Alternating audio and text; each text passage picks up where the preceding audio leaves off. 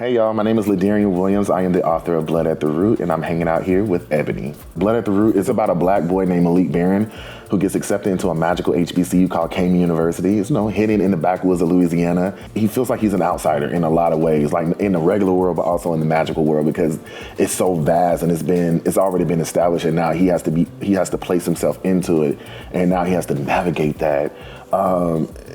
That's kind of like a personal thing that I've been experiencing up until like my mid-20s, like just not feeling like I belong. I wanted to see myself in a fantasy story because I grew up during the young adult boom, right? Like there was Twilight, there was Percy Jackson and the Lightning Thief, there was Hunger Games and Divergent. It was all this boom of like, YA dystopian fantasy stories, but I was like, where am I? Like, where's my friends? Where's my family? Like, and if we are in those stories, we were only relegated to the side. We never really get to see the coming of age stories where black boys get to be the lead, where they get to fall in love, where they get to be angry, be vulnerable, be all the things that, we saw other literary heroes be. I thought about my nephew, who is a 13-year-old black boy right now, who needs to see that he can be the hero of his own story.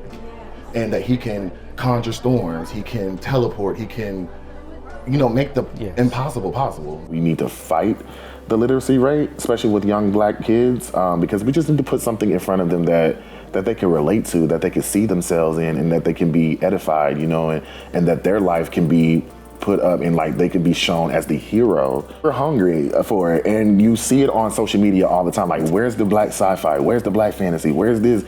We want this, and it's like as black creators, we're making them. We just need people to pull up. So I came up with this character named Malik, who I think has been with me probably all my life. He just didn't manifest himself until when we were in the middle of the pandemic, and I was just like, man, I wonder what, what it would look like if Harry Potter went to an HBCU in the South. And I tweeted it. And it just went everywhere. People were like, oh my gosh, you gotta make that, or you gotta write it. We did the short film, but Hollywood kept telling me no. They were like, we can't, we don't really connect to the voice, or we can't market this, or we can't blah, blah, blah. And so I was just like, Malik would not leave me alone. He would keep me up at night.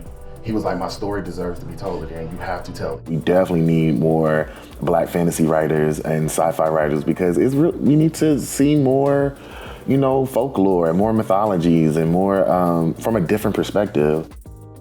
It's so powerful to see this black boy, meet his grandmother on the same soil that his ancestors fought and bled on.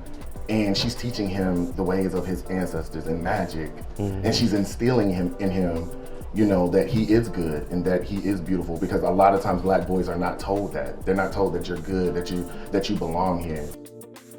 We all have that thing that we have in ourselves, that just makes us special, that makes us stand out. Don't be afraid to tap into it. Blood at the Root is gonna be a trilogy, and when people pull up and really make this book bigger and bigger and bigger, we definitely have some spin-off ideas.